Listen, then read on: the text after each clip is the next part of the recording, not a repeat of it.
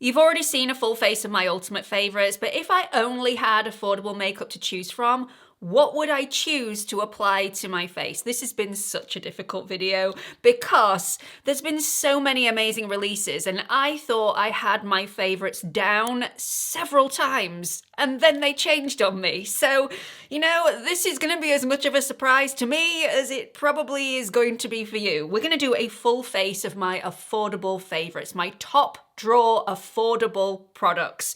These are all absolutely phenomenal regardless of cost, so let's get on with it. Now, you know I love my high-end products. I do love a little bit of luxury makeup, but I also love affordable makeup as well. I love finding those affordable gems where the quality is up here, but the price is right down here. So, first of all, we're going to get started with brow gel. The e.l.f. laminating gel is my ultimate favourite. Not just my affordable favourite, this is my ultimate favourite. I actually included it in my full face of ultimate favourites. I would choose this over any high-end product any day.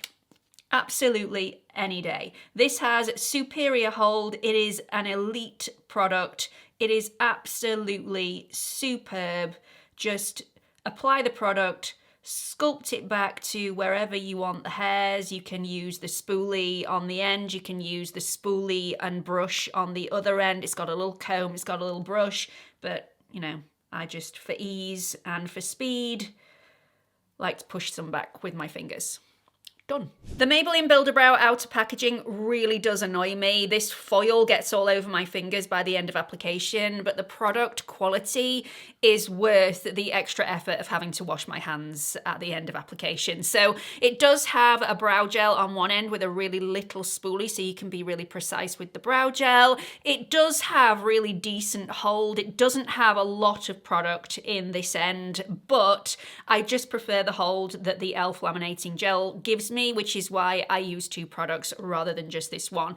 It's the brow pen that I think reigns supreme for me. This is so precise. It doesn't bleed or smudge. It doesn't glob everywhere, which is why I think this is a more natural alternative to the NYX Lift and Snatch. And once this is laid down, because it looks so natural and because it doesn't bleed and smudge, it's going nowhere throughout the day and it just lasts me and looks lovely. I could create a full-on brow with this with no brow hairs whatsoever and it would still look like brow hairs. I popped a bit of concealer and eyeshadow on my eyelids in preparation for eyeshadow. I will talk about the concealer and powder in a little bit, but first, eyeshadow. Now, last year's favourite was the Wanderlust palette from MUA. This is such good quality. This is really luxury quality, and I think it's got like a £4 price tag. It's just unbelievable, the price of this product, but I don't reach for this as often as I perhaps should do for my favourites of this year. So, I am going to be going into the Masterpiece Nude palette from Max Factor. It does remind me of the Charlotte Tilbury Super Nudes palette, is it? I can't remember. Anyway, it's the Charlotte Tilbury palette that it reminds me of. It's such a great neutral selection. I am going to add something else over the top of this, but we're going to start with this palette. Let's just start. This taupey shade first, a really nice matte taupe. I'm just going to carve out a crease and just use this as my transition shade. Just a nice little shadow just to make everything look a bit more lifted. Such a nice velvety matte shadow, very easy to apply and blend. Gonna deepen that off slightly using very little product just on that outer edge. These are so beautiful, these shadows. They really, really are. If you're wanting a beautiful daytime look, just something very, very neutral, this is the affordable palette that I would definitely go for. I'm going to deepen up that outer edge a little bit more, just with a touch of that deeper shadow. And I'm not going to blend it out as much, just to add a bit more depth on that outer corner. And then take this creamy tone, and I think this is the perfect shade for a brow highlight. And I'm just going to feather just underneath the brow and really buff that in to the shadow to make sure that I've got a really smooth blend. just helps to highlight the brow as well as making sure everything's blended beautifully. If you wanted a more punchy highlight, there is a metallic highlight in the same shade right next to it in this palette, but I prefer something a little bit more matte. I could use any of the metallics, or in fact any of the mattes for that matter, in my central lid. But I couldn't do this video without at least mentioning the colourful glitter palettes from Sephora. These are from the Sephora collection, and this is the shade Twinkle Twinkle, and it is absolutely divine. So I'm actually going to use this on my lid. Just, I mean, look at that. It's just stunning. This is really creamy, smooth and soft and incredibly easy to apply. It just gives you that sparkle that sometimes is just needed. Then I'm going to create a liner with the deepest brown within this palette, just dabbing that into my upper lash line. Getting it as close to the lashes as possible just to create a fuller effect, because I don't have masses of lashes, so if I can make them appear a little fuller, then that's a bonus for me. Create a little wing, join the dots. I'm gonna leave the eyeshadow there for a while. I'll come back to it in a little bit, but let's move on to concealer. First up, covering over any discoloration underneath the eyes, the e.l.f. Camo Color Corrector in the shade, I think this is Peach. Yes, it is. It is Peach. I'm gonna go in with this on the back of my hand and then apply it with a brush. Concealer for me, there are two top choices depending on what I want out of my concealer. So if I'm wanting full coverage, if I'm wanting to go for something absolute perfection underneath my eyes, then I would use the Catrice Liquid Camouflage High Coverage Concealer. I actually don't know if this is still available. I'm pretty sure you can still get it on the Catrice website, so I'm keeping all fingers crossed that you can still pick this up in stores somewhere. If you're wanting something more skin-like, more natural, I've absolutely fallen in love with the Lift and Illuminate concealer from No. 7. I only tried this in December. I mean, I tried it numerous months, maybe even years before that when this first came out, and I don't think I was a fan. But as my under eyes have changed, as I want different things from my makeup, this is definitely a contender for the top spot, and probably the one that I would use more often, because more often than not, I do want a natural looking makeup. But today we're going for coverage with the Camouflage High Coverage Concealer from Catrice. I have this in two different shades. It is cheap as chips, so you can buy two different shades and mix them together, still for very affordable pricing. I'm just going to use the shade 010 Porcelain and apply it as I would any other concealer. So dab it on those areas of darkness first to cover those over, and then blend it out after a couple of minutes with the pad of the brush to really blend it up to that lash line. You can shear this coverage out if you want to, so you can get a medium coverage out of this, but if you want max coverage, you can definitely get max coverage out of this as well, just by building it up a little bit in certain areas. It doesn't look heavy when it's built up, which is why I love this concealer. It's really quite liquidy in texture and consistency, so it feels very light under the under eyes. It doesn't feel thick and heavy at all, and I just think it's absolutely superb quality and gives a lovely satin finish. So it is a little bit light reflecting, but it doesn't have any sparkle in there. I just think it's beautiful underneath my eyes. Absolutely stunning.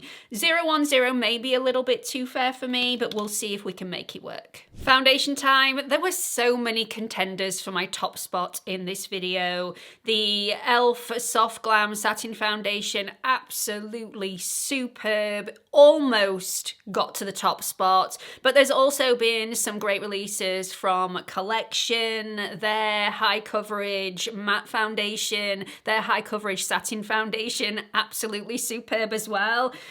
I'm into really natural looking foundations at the moment, and this one pipped everything to the post. The number 7 Radiance Plus Brightening Foundation. I had no idea I was going to love this as much as I do. I absolutely adore it. I've gone for the shade Warm Ivory. It is a really nice consistency. It sinks into the skin beautifully. It's really easy to blend out. And yeah, it does remind me of a slightly glowier version of the original Hydra,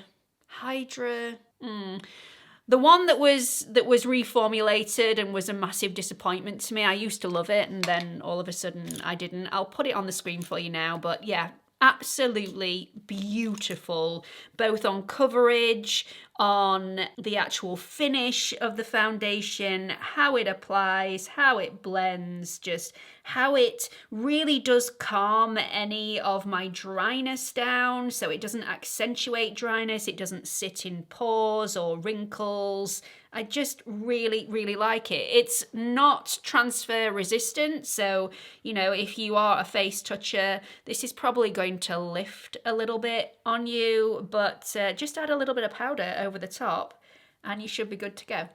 Moving on to bronzer, creams are always going to be my preference. Creams for me just melt into the skin and look more natural. They really look like a seamless blend when you use a cream bronzer, but I am going to give you my favourite powder bronzer as well, because sometimes if my cream bronzer isn't punchy enough and I want a really bronzed goddess sort of look, then I will dust over the cream bronzer with a little bit of powder bronzer to seal it in place. So my cream bronzer of choice is a brand new one from number 7. This is the Pro Artist Soft Glow Cream Bronzer in the shade Light Glow, and it is just buttery, smooth, soft, just really, really beautiful. I can't fault it, actually, so I don't think there's anything that I would change about it. If you're wanting a pinky toned bronzer, if you're wanting a cool tone, this is not going to be the one for you,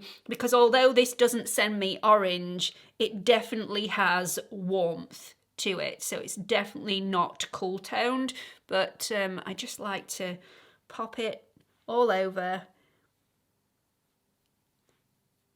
anywhere that the sun would hit, and I can really overload it if I want to, because this is so easy to blend out. Just tap it in with the brush that you use for your foundation, with a little bit of foundation still left on it, and it's just seamless, absolutely seamless. So easy, melts into the skin, it looks like skin. It really does. And when I'm wearing this, especially if I overload it and use it a little bit more than normal, I can go without blush. I know, I hear all your gasps.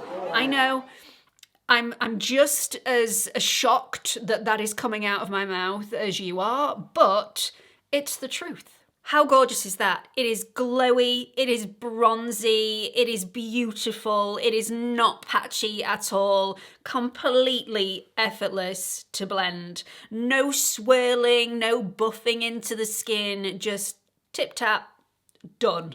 My favourite powder bronzers are from Beauty Pie. These are the Awesome Bronze powder bronzers. I have them in 2 different shades. So I've got Goldilocks, which is more my spring summer shade, and I've got Sunny Side, which is a slightly cooler tone, as you can see, great for fair skin tones, but great for that autumn winter where I'm not wanting to look so bronzy and glowy, but I'm still wanting a little bit of definition. As with all Beauty Pie products, you're getting the quality and you're not having to pay the hefty price tag. You do have to pay a yearly fee to be a member of the club, that is just a given, but if you order enough stuff throughout the year, that yearly fee is peanuts, because you're getting really high quality makeup and skincare for a fraction of the cost. If you're not a member of Beauty Pie but you're really wanting to give it a go, I do have the offer code GEMMASS sent me, which will get you a hefty discount on your first year's membership. I'm going to set my under eyes, and for that I'm going to be using my favourite under eye setting powder, which is from Trigwell Cosmetics. This is the setting powder in the shade Translucent.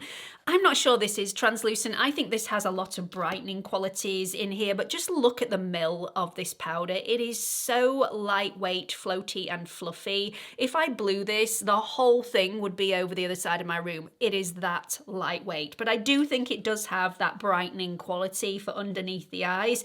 I'm going to apply it using my Trigwell Cosmetic Powder Puff, which is how I apply all of my powders underneath my eyes. These are so super soft, and they really disperse the powder so evenly and really push it into the skin, which allows the powder to look more like skin and a lot less like powder. These are also my mum's favourites as well, but I think she spends more time cuddling this than she does applying her makeup with them. It's like having a little cuddly teddy bear in a powder puff. Look how smooth and brightening that is.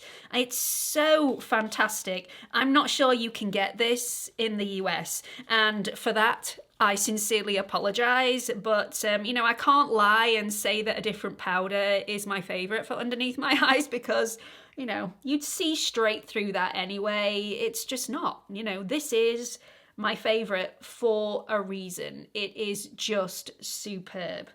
Look at that. Let's make the eye look a little bit more complete. Going back into the Max Factor palette and just going to join the dots and make everything look more cohesive. I'm actually going to take that a little bit further than I usually would do. If I tried to add this Sephora shade Twinkle Twinkle underneath that lower lash line, I would probably get into a little bit of a mess because it can be quite temperamental. It's a little bit chunkier, so applying it so precisely under there, I would probably get a few flakes on my cheekbones. So instead of that, I'm going to take this rose gold shade from the Max Factor palette, just load up my brush, knock off the excess, and just apply a little bit of that, just to add some light underneath there. It really opens up the eye and adds something special under there, just to make it a little bit more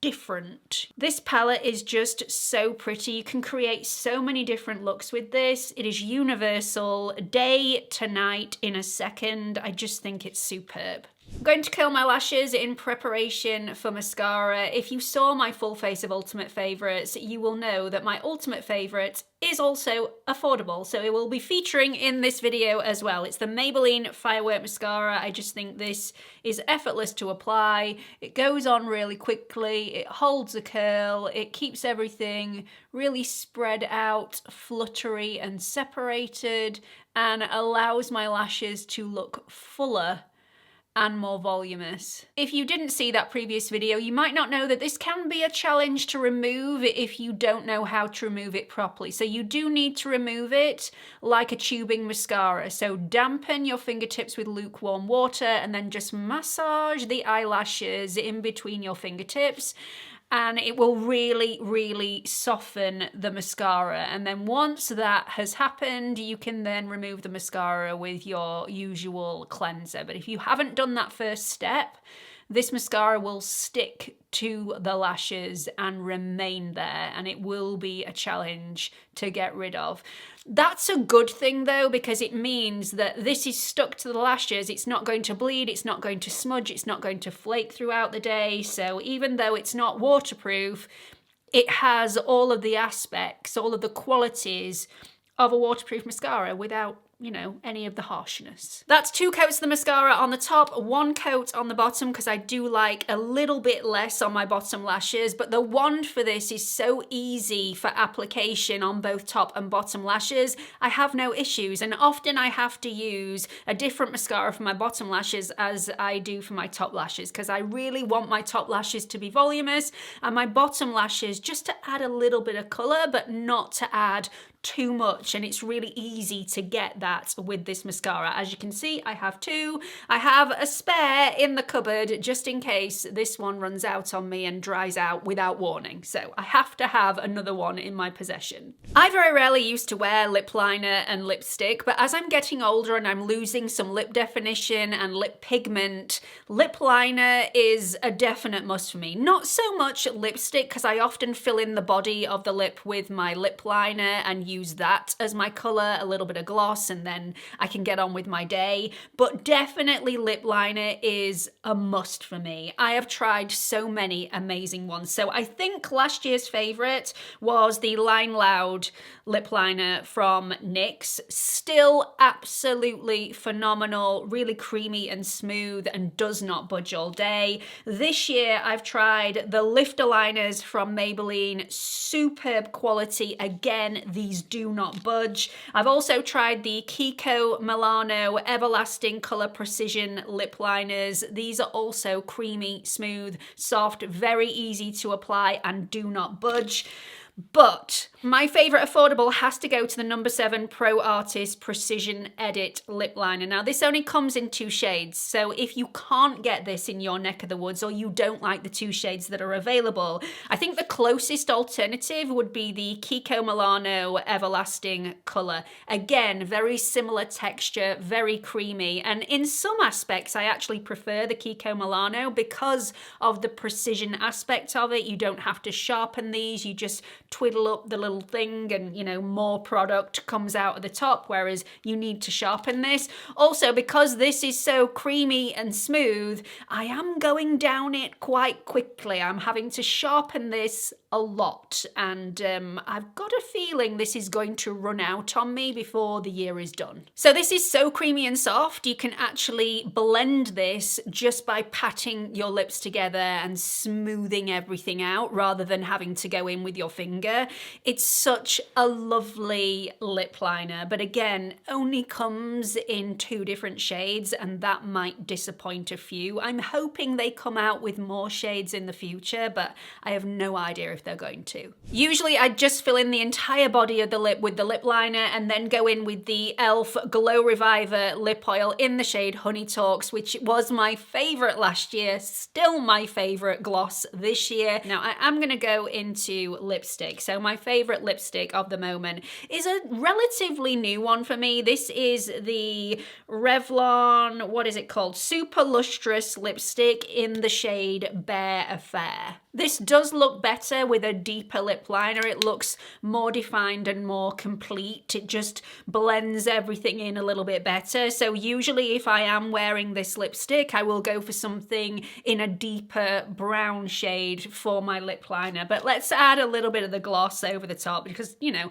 this doesn't need gloss. It's creamy, it's smooth, it's hydrating, it's nourishing. It gives you that lovely satin finish on the surface of the lips. And I have really dry lips at the moment, but let's add a little bit of extra punch on the top with the Glow Reviver lip oil. I absolutely adore this lip oil.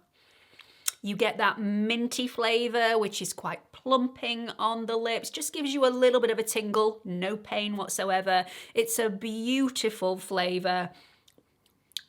I will be constantly licking my lips throughout the day, and the shade of this...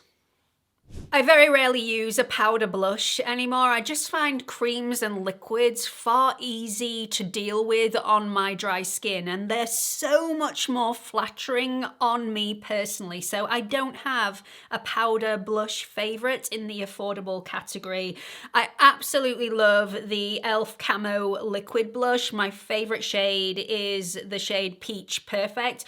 Not going to use that today though, even though I just think it is divine. Super, super pigmented. I always apply that on the back of my hand first and then go in with a flat brush. Really get an even coverage on that before you go in to the cheek. It's such a beautiful shade, texture, consistency. Gives you a lovely glow without any sparkle. Absolutely love it. If you're wanting a little bit more glow though, this is the product that I go for. It's from Milani and it's the Cheek Kiss in the shade 140 Merlot Moment. Now I learned this year that the Victoria's Secret models, all the makeup artists use red blush to really bring out that natural girly flush. I always thought it was pink. It is not pink, it is red. So I picked up this straight away and wow, it is beautiful, and it really does work. It just looks so natural and glowy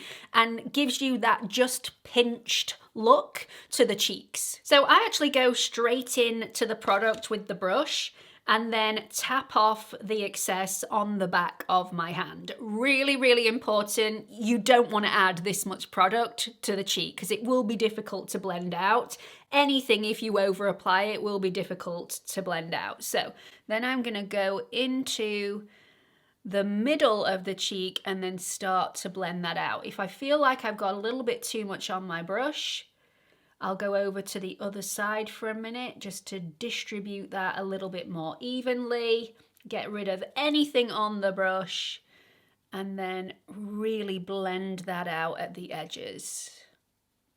I absolutely adore this shade. It is just perfection. This gives you all the glow that you could ever want without a hint of sparkle. I mean, look at the sheen on the surface of my cheek. It is so girly and fresh and youthful. I absolutely love it. There may be a hint of tackiness on the surface of the skin on first application. Give it 5 minutes. It will eventually sink into the skin and there will be no tackiness there. If you're still finding a little bit of tackiness on the surface of the skin, a little bit of powder will completely rectify that. But mine, I can definitely touch it. None is lifting on my hand at all. No tackiness whatsoever. It's just adorable. It's absolutely beautiful. The girliest blush I think I've ever used. Let's set everything in place using the Set the Scene Loose Setting Powder from the Pro Artist range at number 7.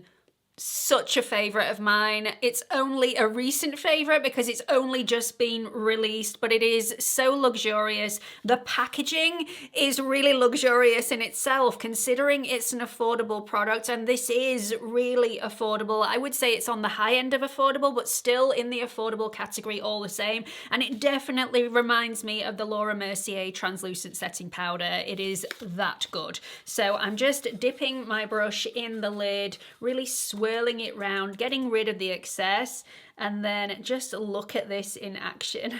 I'm just going to use this on my oily T-zone just to give all of my products a real fighting chance of lasting the entire day. Topping that off with a little bit of the Beauty Pie Wonder Filter setting spray. I love this so much because you can use this as a primer. It's non-drying, it sets everything in place. It's more of a finishing powder than a setting spray, so this will set everything. It will melt all of your products together so everything looks really, really seamless. Bit of pretentious wafting going on here, and then we're pretty much done. And that's it. Full face of affordable favorites, and in some instances I actually prefer this makeup look to my full face of ultimate favorites. Have you seen both videos? Which one is your favorite? I think the bronzer here makes all the difference. I do like having that really bronzy glow, and I didn't apply as much blush and as much bronzer in the previous video. I think maybe that would have kicked it up a notch, but yeah, I think this one's my favorite. Let me know your thoughts.